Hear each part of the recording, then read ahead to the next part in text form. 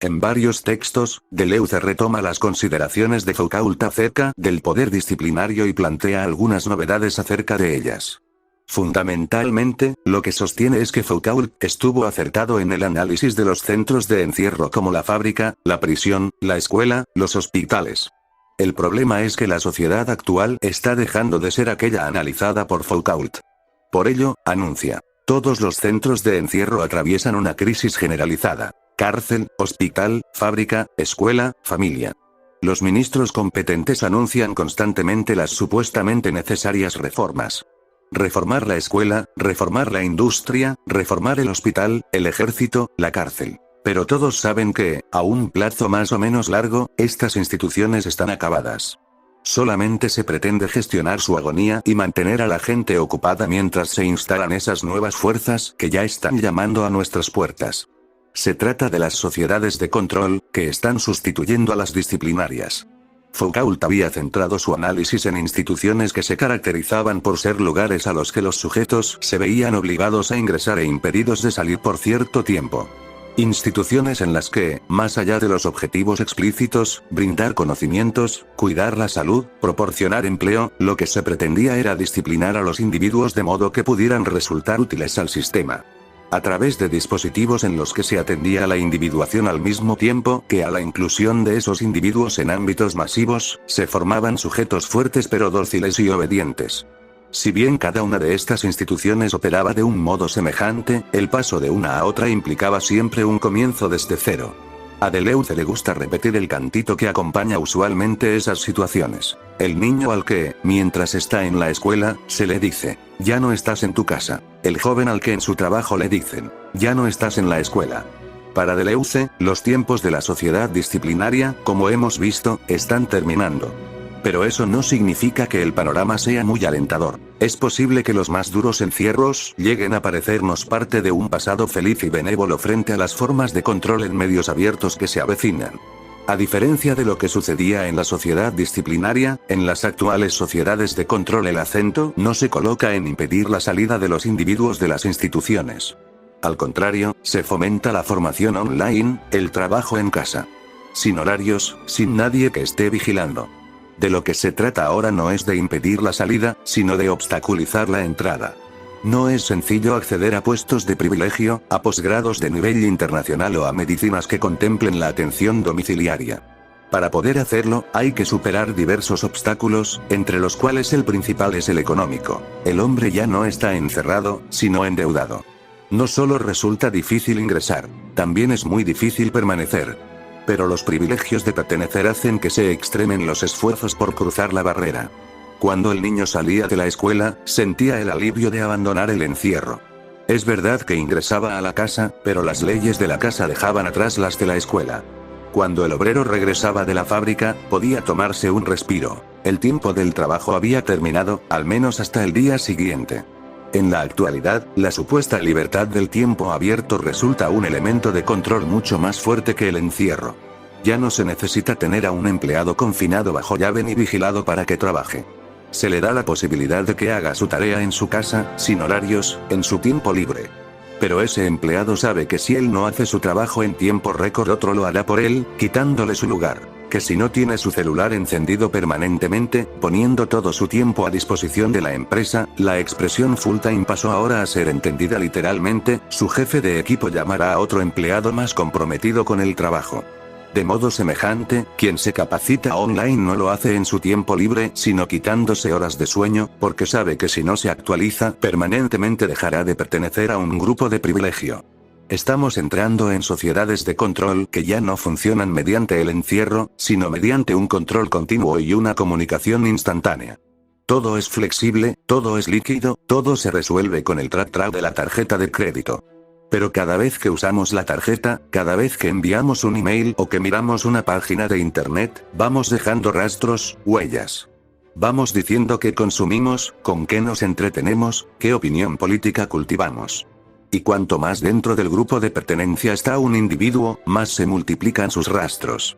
Todo eso forma parte de un enorme archivo virtual que permite, entre otras cosas, orientar nuestro consumo. No se nos confina en ningún lugar, pero somos permanentemente ubicables. No se nos interna en un hospital, pero se nos somete a medicinas preventivas y consejos de salud que están presentes en cada instante de nuestra vida cotidiana, que nos hacen decidir qué tomar, qué comer, cómo conducir un automóvil. No hacemos el servicio militar ni, si tenemos la fortuna suficiente, somos convocados a participar en el ejército.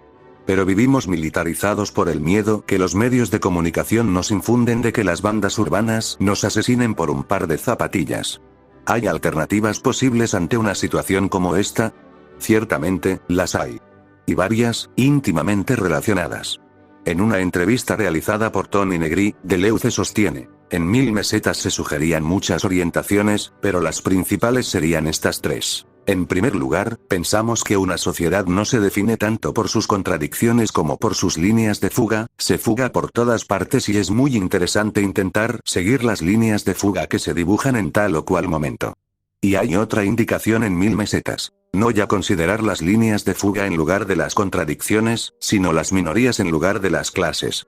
Finalmente, una tercera orientación consistiría en dar un estatuto a las máquinas de guerra, un estatuto que no se definiría por la guerra, sino por una cierta manera de ocupar, de llenar el espacio-tiempo o de inventar nuevos espacio-tiempos. Los movimientos revolucionarios y también los movimientos artísticos, son máquinas de guerra.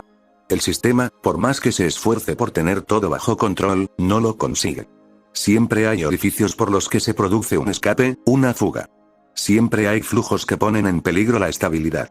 Por ello, para Deleuze, el camino no es la confrontación entre clases, sino detectar y reforzar esas líneas de fuga que puedan conducir, a través de las máquinas de guerra, a nuevos espacio-tiempos.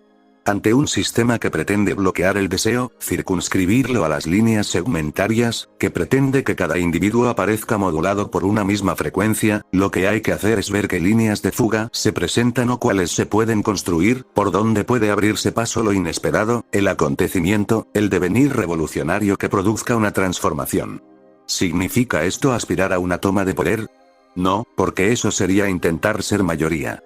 La salida está en los devenires minoritarios. Deleuze aclara que las categorías de mayoría y minoría no tienen que ver con una cuestión de cantidad. Una minoría puede ser numéricamente mayor que una mayoría. Lo que las diferencia es que las mayorías responden a un modelo, a un patrón, y establecen jerarquías de pertenencia a partir de ese patrón. Quien más se acerca a él más poder tiene. En un sentido abstracto, el patrón occidental es el varón, adulto, propietario, citadino, de clase alta. Quien aspire al poder deberá intentar aproximarse lo más que pueda a ese patrón. Es el caso, por ejemplo, de muchas mujeres que se dedican a la política y que, en lugar de producir una transformación en la política, terminan asumiendo características tradicionalmente sostenidas por los varones. Es decir, juegan su mismo juego, pretendiendo mostrar que son mejores que ellos. Otro ejemplo podría ser el de los niños que son insertados en el mundo mediático adulto.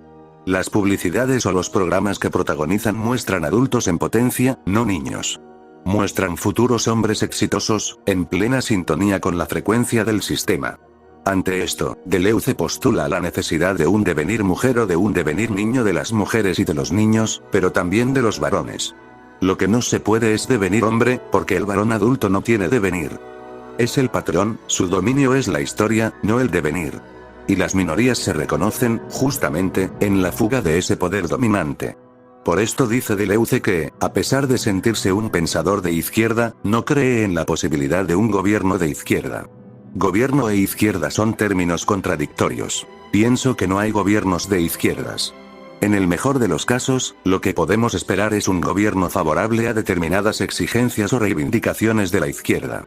Pero no existe un gobierno de izquierdas, porque la izquierda no es una cuestión de gobierno. No se trata de luchar por una toma del poder, o del gobierno, sino de abrir posibilidades a un ejercicio creador de la potencia, a una puesta en funcionamiento de las máquinas de guerra artísticas, revolucionarias. De ser capaces de crear nuevos espacios, nuevos tiempos no regidos por el mercado, sin modelos ni patrones, abiertos a lo desconocido. Lo que más falta nos hace es creer en el mundo, así como suscitar acontecimientos, aunque sean mínimos, que escapen al control, hacer nacer nuevos espacio-tiempos, aunque su superficie o su volumen sean reducidos. La capacidad de resistencia o, al contrario, la sumisión a un control, se deciden en el curso de cada tentativa. En definitiva, se trata de apostar por la micropolítica. Toda posición de deseo contra la opresión, por muy local y minúscula que sea, termina por cuestionar el conjunto del sistema capitalista, y contribuye a abrir en él una fuga.